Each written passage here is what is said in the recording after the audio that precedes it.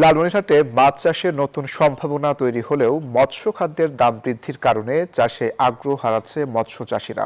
এ বিষয়ে আরও জানাতে লালমনিরহাট থেকে সরাসরি যুক্ত হচ্ছেন সহকর্মী রবিউল হাসান।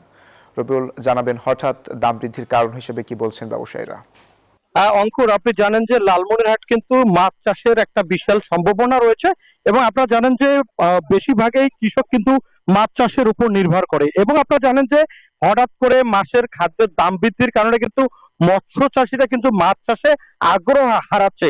পাশাপাশি আপনি জানেন যে মৎস্য সপ্তাহ চলছে এবং সরকার থেকে কিন্তু বলছে কৃষকদের এবং মৎস্য চাষিদের কিন্তু সবসময় তারা আহ মাছ চাষের উৎসাহ করছে। কিন্তু আমরা একজন চাষির সাথে কথা বলতে চাই, আপনার সাথে কথা বলতে চাই। ওবায়দুর রহমান, আপনি মাছ চাষি, আপনাদের এই মাছ চাষে কি সমস্যা হচ্ছে? খাদ্যর কেন দাম বৃদ্ধি পেল? কেন আপনারা আগ্রহ হারাচ্ছেন মাছ চাষে?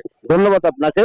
আপনি জানেন বাংলাদেশের 80% মানুষ মাছের উপরে নির্ভরশীল, কারণ এই মাছটা আমাদের জাতীয় খাবার। এই জাতীয় খাবারটাকে রক্ষা করতে গেলে আমরা এখন যে প্রফিট হচ্ছি, যে খরচটা করতেছি, এই খরচে আমাদের লাভ একটু কম হয়। যদি সরকার আমাদেরকে মাছের এই যে মাছের খাদ্যের যে ভর্তুকিটা, এই সরকার যদি আমাদেরকে ভর্তুকি দিত, আমাদের মাছ চাষে আমরা আরো লাভজনক হতাম।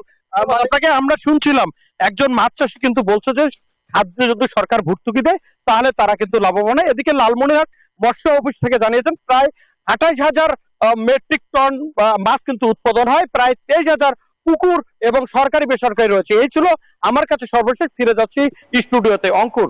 রবিউল, আপনাকে ধন্যবাদ।